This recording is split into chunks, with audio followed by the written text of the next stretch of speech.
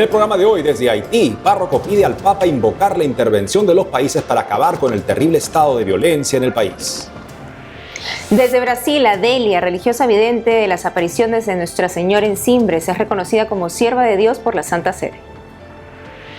Desde Colombia, 10 años cumple obra de la iglesia que protege a niñas y jóvenes de ser víctimas del turismo sexual. La fecundación in vitro presiona a la naturaleza para tener hijos, afirma magíster en bioética. Recuerda que los hijos son un don de Dios. A 2 años de la guerra en Ucrania, EWTN visita el país para descubrir cómo está la gente, el impacto psicológico y en la fe ante las pérdidas. Natalie, el cielo está de fiesta y nos unimos a la alegría porque hoy es el 750 aniversario de la entrada en la gloria de Santo Tomás de Aquino. Así es, y estamos también alegres de tener aquí las reliquias de Santo Tomás de Aquino, Edi, en nuestro set de televisión EWTN Noticias. Gracias por acompañarnos hoy en EWTN Noticias. Soy Edi Rodríguez Morel. Yo soy Natalie Paredes. Iniciamos las noticias desde Haití, en donde siguen secuestrados por bandas que buscan dinero 3 monjas de la Congregación de San José de Cluny y 6 hermanos del Sagrado Corazón. Mientras, ante la crisis de violencia que viven los sacerdotes que cumplen misión en aldeas lejanas del país, hacen urgente llamado de ayuda al Papa Francisco. Veamos. Puerto Príncipe, Haití. Las escuelas y negocios siguen cerrados por los ataques de las pandillas que controlan cerca del 80% de la capital. Cadáveres yacen en las calles. 4.000 presos fugaron de las 2 prisiones más grandes del país, ayudados por bandas de delincuentes el fin de semana. El país está en toque de queda y en busca de los fugitivos. Las bandas atacaron también varios edificios públicos y privados, entre ellos el Hospital Católico San Francisco de Sales en Puerto Príncipe. En comunicación con la agencia Fides, el padre Massimo Miraglio, párroco misionero Camilo en Haití, pide al Papa Francisco presionar a la comunidad internacional para que intervenga en la crisis. En esta situación de caos total en Puerto Príncipe tenemos barrios enteros que se están vaciando, gente que huye de varios distritos sin saber a dónde ir, varias personas heridas durante los enfrentamientos.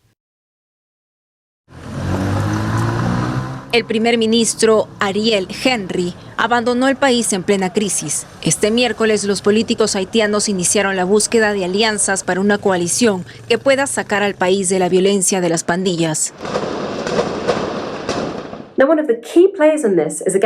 Ahora uno de los actores clave en esto es un líder de pandilla llamado Jimmy Cheriser, también conocido como Barbecue. Él había dicho anteriormente que iba a tomar como rehenes al jefe de policía del país y a otros políticos. ¿Qué sigue para Haití? Bueno, es difícil decirlo en un país que ha estado en crisis durante tanto tiempo. A mediados de febrero, los obispos haitianos calificaron de impostor al primer ministro. Pidieron que tome la decisión sabia de transferir el poder pacíficamente a líderes legítimos elegidos por el pueblo mediante elecciones. Mientras las bandas de delincuentes junto a presos fugados de las cárceles someten territorios en Haití sin que el gobierno pueda tomar el control, ¿cómo realiza la iglesia su labor? Dio detalles este miércoles en EWTN Noticias la hermana Pacey, fundadora de la asociación Familia Quisito en Haití, institución que educa y protege a niños necesitados. La iglesia continúa su misión en las parroquias, pero muchas escuelas católicas han tenido que cerrar, al igual que otras escuelas, debido al nivel de violencia. También hay algunas iglesias en las que los sacerdotes han tenido que marcharse porque la zona ha sido tomada por diferentes bandas, pero en general las parroquias siguen funcionando y el trabajo de la iglesia también. La semana pasada, por desgracia, también atacaron uno de los principales hospitales católicos, San Francisco de Sales. Ahora está cerrado.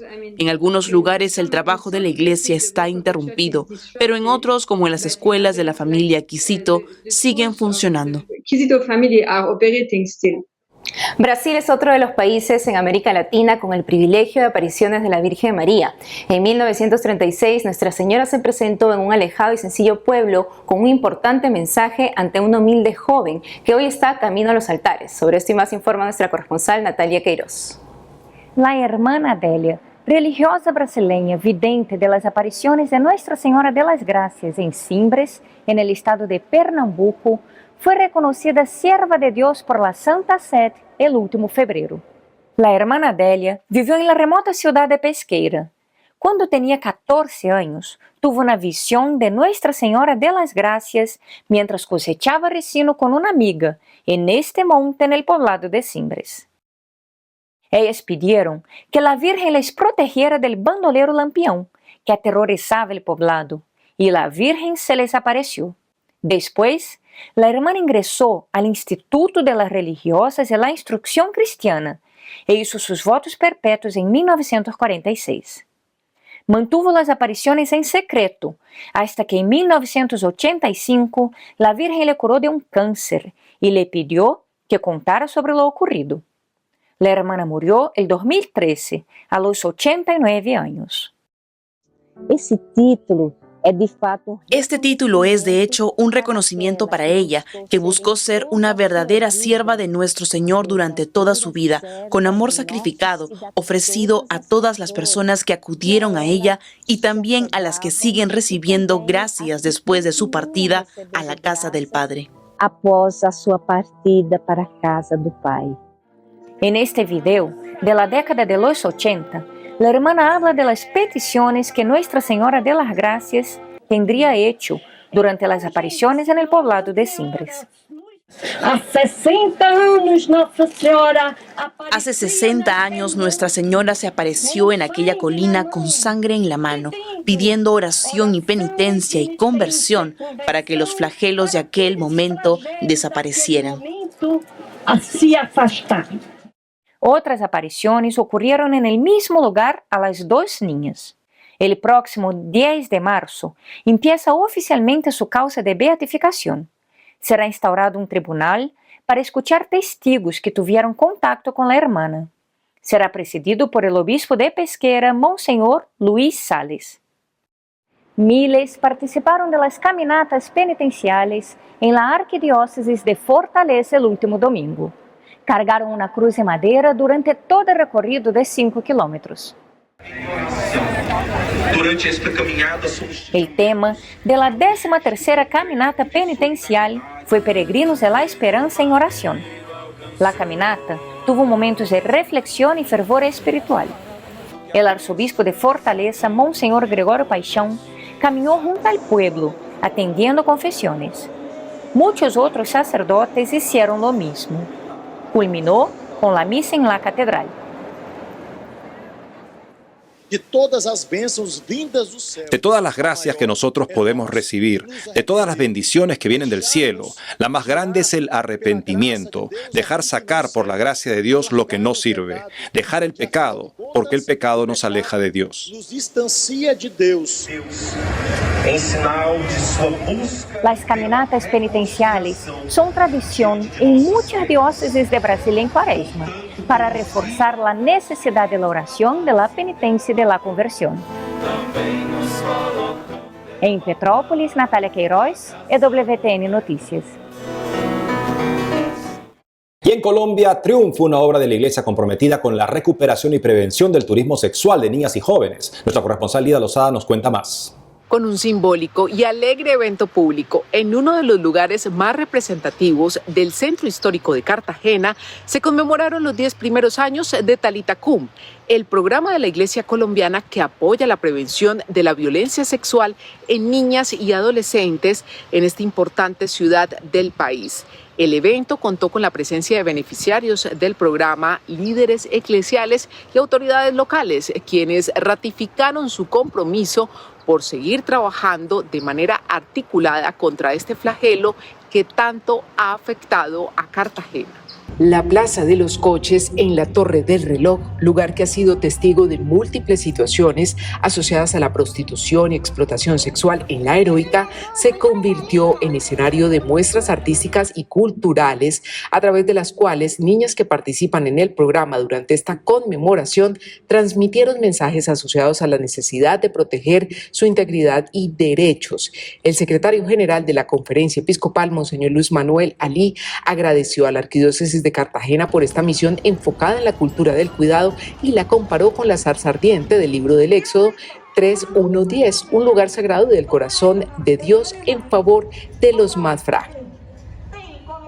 Esperamos que propios y extraños precisamente puedan encontrar un entorno protector para nuestros niños, niñas y adolescentes aquí en Cartagena, y que efectivamente esta sea una muestra de la apuesta que hace la Iglesia Católica en función de la protección de los más vulnerables. Estamos muy contentos de haber vivido esta experiencia y nos sentimos satisfechos, pero también llenos de retos y llenos también, digamos, de desafíos para el futuro, para seguir trabajando por la cultura del cuidado. Niña, levántate. Esto es lo que significa Talita Cum, una expresión escrita en arameo tomada del Evangelio de San Marcos 5:41, cuando Jesús le dice a una niña de escasos 12 años que había muerto: a ti te lo digo, niña, levántate. Pues como en aquel tiempo es Jesús quien desde hace una década, a través de este programa y usando como instrumentos a los agentes pastorales de la arquidiócesis, sigue transformando la vida de cientos de niñas que habitan 3 de los barrios con mayores dificultades sociales y económicas en la ciudad: La María, La Candelaria y San Francisco.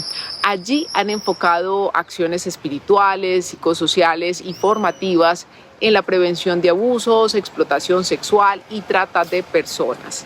La hermana Blanca López, fundadora de la iniciativa, nos comparte los detalles. Son 100 niñas y adolescentes entre los 7 y 18 años de edad. En el programa se les acoge desde la edad de 9-10 años, de tal manera que puedan terminar todo este proceso. Permanecen en medio abierto 8 años hasta que terminan su bachillerato. Aquí las preparamos precisamente para que sean agentes multiplicadoras en prevención a estas violencias sexuales. Nosotros damos 3 pasos atrás para que ellas, las niñas y adolescentes, den 4 pasos adelante y capaciten a otros niños, niñas, adolescentes. Bien sabemos que estas problemáticas son bien serias en el mundo entero y no somos ajenos a esta ciudad de Cartagena. Y qué bonito que podamos prevenirlas para que no tengamos que lamentar. Hay todo un equipo de trabajo empoderado para prevenir estas violencias a través de una pedagogía muy bonita. Es la pedagogía de la cultura, del teatro, de la danza, de los talleres lúdico-pedagógicos. También a través de las salidas de campo, de ollas comunitarias, para también sensibilizar a las personas, especialmente de estos 3 barrios. Desde el programa también capacitan a miembros de instituciones educativas, así como a líderes comunitarios de la ciudad, para que puedan convertirse en multiplicadores de esas estrategias de prevención y protección. En Colombia, Lida Lozada, WTN Noticias. La sentencia de la Corte Suprema de Alabama en los Estados Unidos, que dictaminó que los embriones humanos congelados son niños según la ley estatal, ha puesto en debate la práctica de la fertilización in vitro, que se realiza en varios países, pero que tiene un fondo incorrecto, es el hecho de que tenemos que proteger la vida del no nacido. La bioética lo explica muy bien. Para hablarnos al respecto, estamos conectados desde Argentina con la doctora Graciela Moya, magíster en bioética y parte de la plana docente de la maestría en bioética que está por desarrollar el Instituto de Bioética de la Universidad Católica Santo Toribio de Mogrovejo en Perú.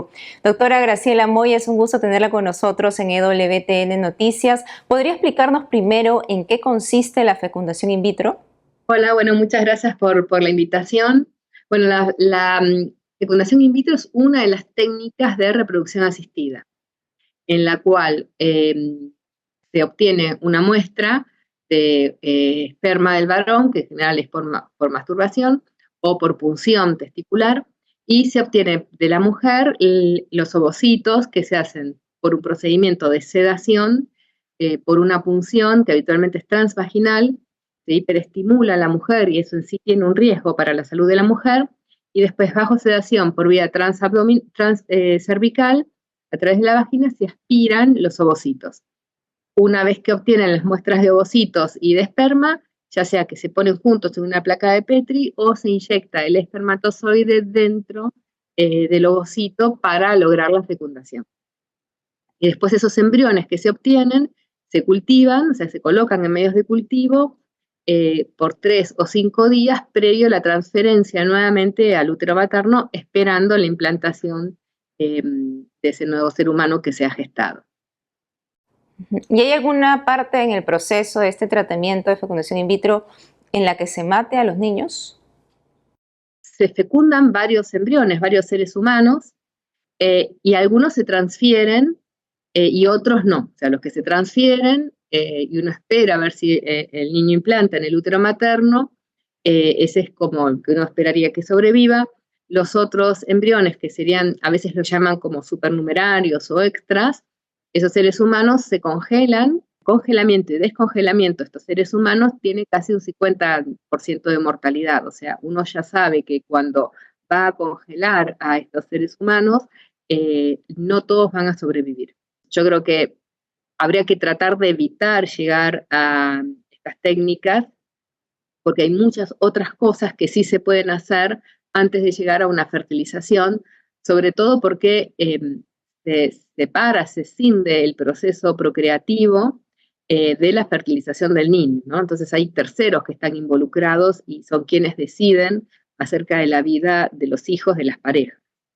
Los hijos son un don, o sea, uno no puede estar exigiendo o presionando a la naturaleza cuando ya hay alguna condición de salud que puede afectar la fertilidad. Bueno, poder resignarse ante esa situación y ver otras opciones. Así es. Doctora, ¿y este máster en bioética que van a realizar, cómo nos ayuda a enfrentar este tipo de temas? El máster de bioética lo que nos permite es entender las distintas corrientes de pensamiento bioético, reconocer desde el punto de vista antropológico cómo se reconoce a la persona humana, cuál es su dignidad inherente. Entonces, la idea es tratar de analizar estas nuevas tecnologías y dar pautas muy concretas, argumentales, en las cuales, así aparezcan nuevas técnicas, estas mismas pautas argumentales permitan poder, digamos, valorar la incorporación de las nuevas técnicas reproductivas. Hay un mail, que es el mail de bioética@usat.edu.pe, que ahí pueden obtener la información sobre inscripción, sobre horarios, sobre fechas, donde también pueden obtener el programa y, evacuar todas sus dudas. Doctora Graciela Moya, gracias por la entrevista. No, al contrario, gracias a ustedes y bueno, ojalá cuanto más personas tengamos que estén preparadas para reconocer la protección del ser humano, digamos, como diría la declaración, más paz, más justicia y más libertad va a haber en el mundo. Hacemos una pausa y al volver, a 2 años de la guerra en Ucrania, EWTN visita el país para descubrir cómo está la gente, el impacto psicológico y en la fe ante las pérdidas. Además, hoy celebramos a Santa Mamantula, Madre Espiritual de Argentina. Volvemos con más noticias con Enfoque Católico.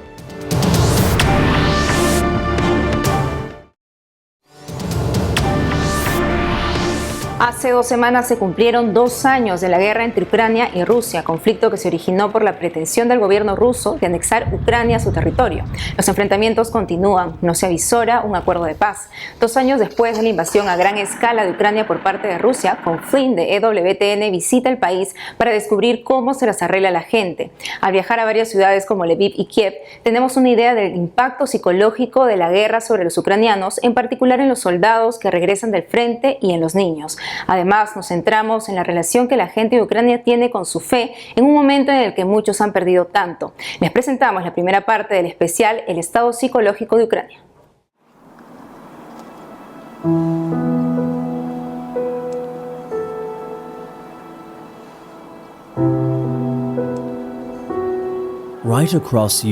Al otro lado de Ucrania están apareciendo nuevos cementerios llenos de jóvenes que han muerto luchando por su país.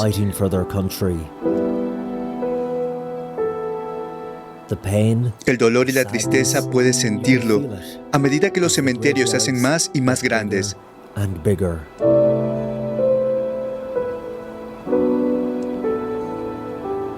Las fotografías muestran cuán jóvenes eran algunos de estos muchachos. Y en la Catedral de Kiev, la gente hace cola para que les froten la cabeza con cenizas. Cenizas sobre cenizas, polvo sobre polvo, algo que se ha vuelto más significativo ahora en Ucrania, a medida que la guerra entra en su 3er año.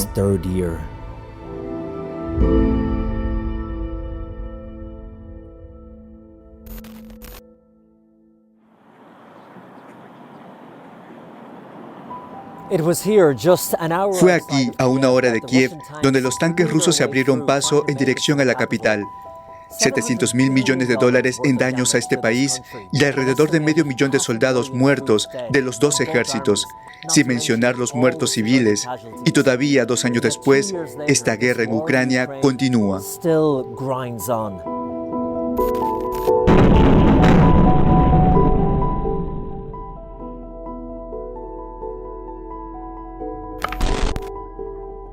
Y aquí, en Borodianka, la destrucción está por todas partes. La hermana Victoria Kovalchuk es de Ucrania y trabaja en esta ciudad.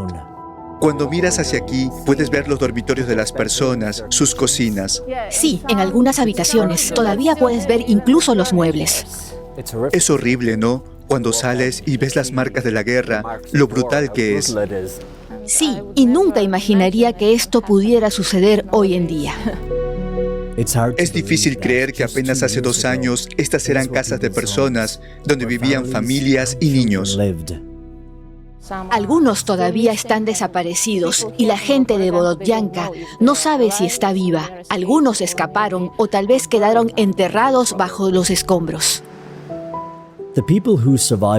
Las personas que sobrevivieron en esta ciudad ahora viven en casas prefabricadas. Cada semana la hermana Victoria los visita para pasar tiempo con los niños.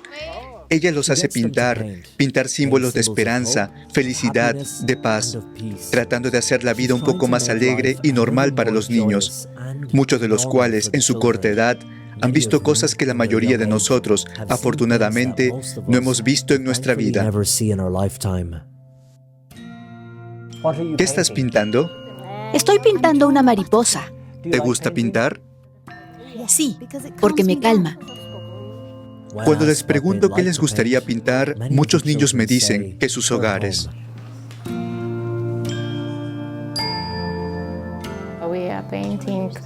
Estamos pintando.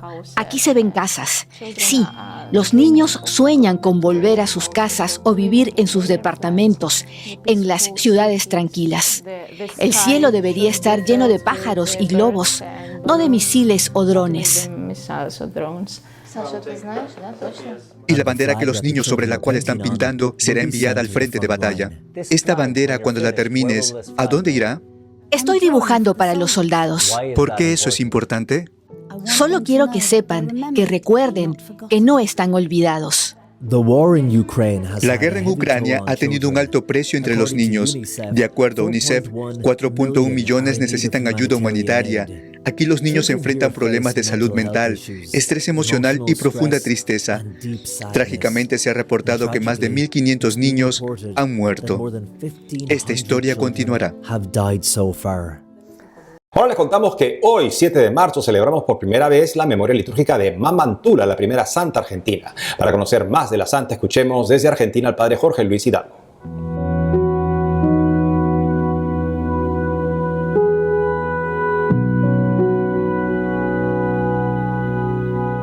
Mamá Tula vivió en el siglo XVIII aquí en Argentina. Ella nació en el año 1730 en Santiago del Estero y murió el 7 de marzo de 1799 en Buenos Aires.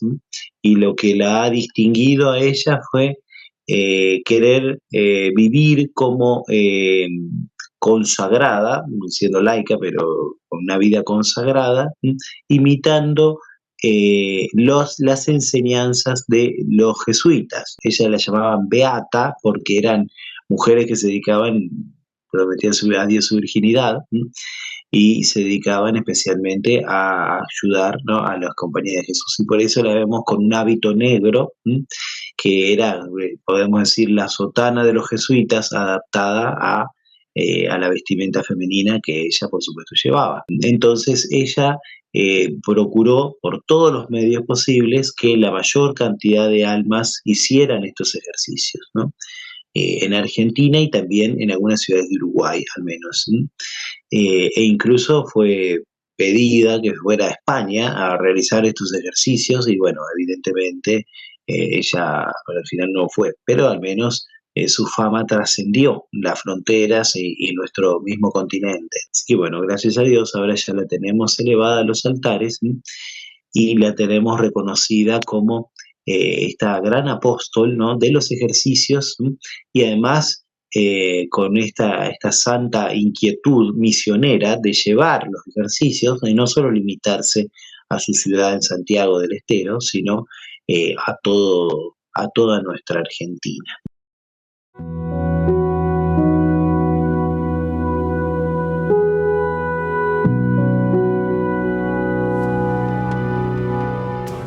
Nos despedimos con la canción Adórote Devote de la Fundación Canto Católico.